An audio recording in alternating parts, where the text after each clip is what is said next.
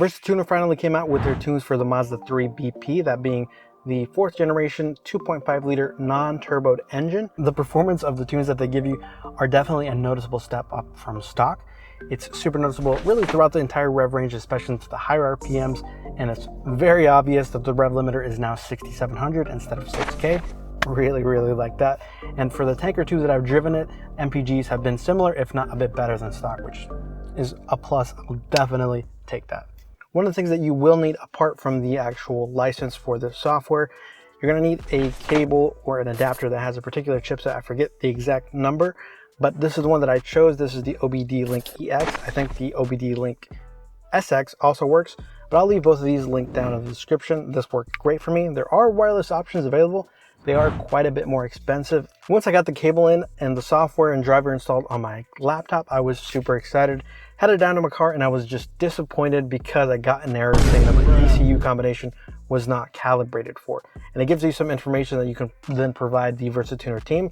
I provided that information to them, and then within 2 business days, they added that onto the software. In Versatuner, I just hit the update button and it downloaded the new ECU calibrations, and then my car could talk to the software, no problem. Once the car could talk to the software, everything was super straightforward from then on. There's a button that just literally says install Versatuner on car. Click on that and it walks you through every little step that you need to do. But TLDR, you need to turn off your car, put it in park, and put it in the on position. If you have a push button, you can just push it twice to put it into the on position. Hook it up with the cable, push next, and it'll go through a series of steps. And what's important is that this is going to take a while. Installing it the first time, I think took me probably somewhere around 40 minutes in total, because it does 5 or 6 steps, each of them taking about 5 or 6 minutes. So yeah, it's going to be a while. Make sure that your battery is healthy, because if something goes wrong in that process, I don't know what could happen, but it can't be good. For those of you concerned, one of the steps that it does when installing Versatuner is backing up the original tune. So you can easily revert back to it if for whatever reason you want to go back to the OEM setting. If you're taking it into the dealer, for example, it's there and you have a backup of it, which is super nice. The only quirk that I ran into in the install process is that in between the last 2 steps, I believe, after it installed Versatuner and then the last step, clearing out all of the DTC codes, I got an error saying that the ECU couldn't be read. And I think that's because after it flashed Versatuner on the car, it temporarily kind of cut that connection. I just kind of ignored that message and it was able to continue on just fine, but it definitely did scare the shit out of me. Once you have the base Versatuner installed, you can then go into the Tunes tab. And depending on what version of the license you bought, you're either going to be stuck with using preset tunes, or if you have the advanced or the whatever more premium tier license, you can go in and edit those, which is what I did. You're going to be either stuck between choosing 91 octane or 93 octane, and then both of those have a standard tune and a pop and crackle tune. I tried the pop and crackle one just to try it out, see what it was about, and it drove fine, but I did have an issue.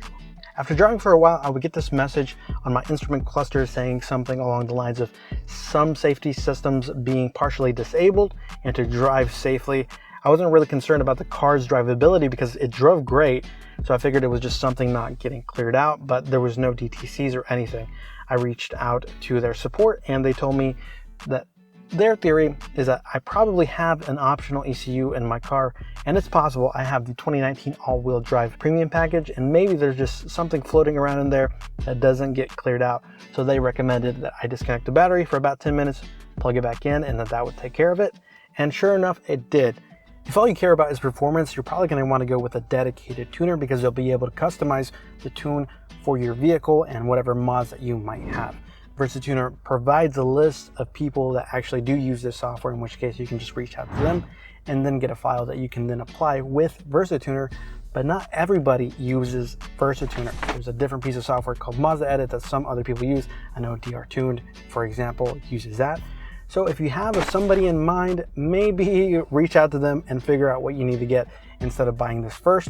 For me, again, I purchased this knowing full well that I was getting generic tunes, but I wanted to have the fun of messing around. In terms of editing, if you did opt for that license, you do get quite a bit of stuff that you could mess around with, but since I'm not obviously not a professional tuner. I don't really want to mess around with anything related to performance. The only things I was concerned about is adjusting the pedal sensitivity. Up until now, I've been using a throttle booster because I wanted a higher sensitivity pedal, but with this, I can go in and edit the maps on a per gear basis, which is really nice, and it's driving fine. I love the extra pedal response, and now I can remove my throttle booster because this gives me way more granularity in terms of my pedal feel. In the short term, the only other thing I could think to mess around with is getting my cold start RPM a little bit lower just to annoy my neighbors less. Maybe as I get a little bit more experience with it, I'll try some other areas out. But I'm not really seeking extra performance. I just wanted to have the ability to kind of tune some little things here and there to my liking. And so far, it's been pretty fun. But that's been my experience for the past week. If you have any questions, leave a comment down below. I'm going to do my best to respond there. If this helped clear up anything for you, help you decide whether or not you want to pursue this, please leave a like, subscribe to the channel. If there are major updates, I'll probably make a new video about it. If there's just something small, I will just leave a pinned comment down below, or just, keep responding to your answers. But that's it for now. Thank you guys for watching. See ya.